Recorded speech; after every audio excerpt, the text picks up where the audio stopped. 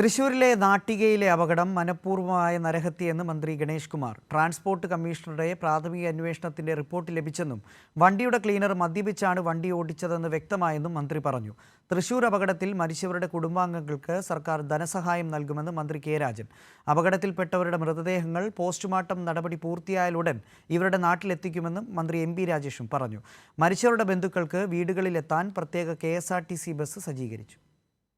തൃശൂർ നാട്ടികയിലെ വാഹനാപകടം മനഃപൂർവ്വമായ നരഹത്യയെന്ന് ഗതാഗത മന്ത്രി ഗണേഷ് കുമാർ പറഞ്ഞു. ട്രാൻസ്പോർട്ട് കമ്മീഷണറുടെ പ്രാഥമിക അന്വേഷണത്തിന്റെ റിപ്പോർട്ട് ലഭിച്ചുവെന്നും ലോറിയുടെ ക്ലീനർ മദ്യപിച്ചാണ് വാഹനം ഓടിച്ചതെന്ന് വ്യക്തമായെന്നും മന്ത്രി പറഞ്ഞു. വണ്ടിയുടെ റേസ് പെർമിറ്റ്, ലൈസൻസ് എന്നിവ റദ്ദാക്കുമെന്നും ഗണേഷ് കുമാർ കൂട്ടിച്ചേർത്തു.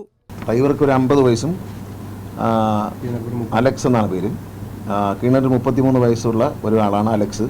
Motor vehicle department transport commissioner നിർദ്ദേശപ്രകാരം ആദ്യം തന്നെ ഇതിന്റെ രജിസ്ട്രേഷൻ സസ്പെൻഡ് ചെയ്തിരിക്കുകയാണ്. രജിസ്ട്രേഷൻ ഈ ഡ്രൈവറുടെ ലൈസൻസ് പിടിച്ചെടുക്കുന്നുണ്ട്. അതുകൂടാതെ രജിസ്ട്രേഷൻ റദ്ദാക്കും. അപകടത്തിൽ മരിച്ചവരുടെ കുടുംബാംഗങ്ങൾക്ക് സർക്കാർ ധനസഹായം നൽകുമെന്ന് മന്ത്രി കെ രാജൻ. അപകടത്തിന് കാരണമായവർക്കെതിരെ കർശന നടപടി സ്വീകരിക്കുമെന്നും മന്ത്രി പറഞ്ഞു.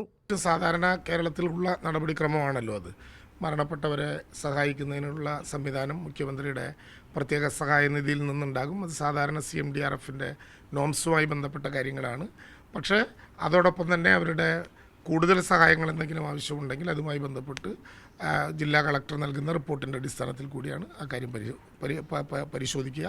സാധാരണ നിലയിലുള്ള സഹായം ഉറപ്പായിട്ടും പ്രാഥമിക ഘട്ടത്തിൽ തന്നെ അവർക്ക് നൽകാനുള്ള സൗകര്യങ്ങളുണ്ട്. അപകടത്തിൽപ്പെട്ടവരുടെ മൃതദേഹങ്ങൾ പോസ്റ്റ്മോർട്ടം നടപടി പൂർത്തിയായാലുടൻ സ്വദേശത്തേക്ക് എത്തിക്കുമെന്ന് മന്ത്രി എം പി രാജേഷ് പറഞ്ഞു.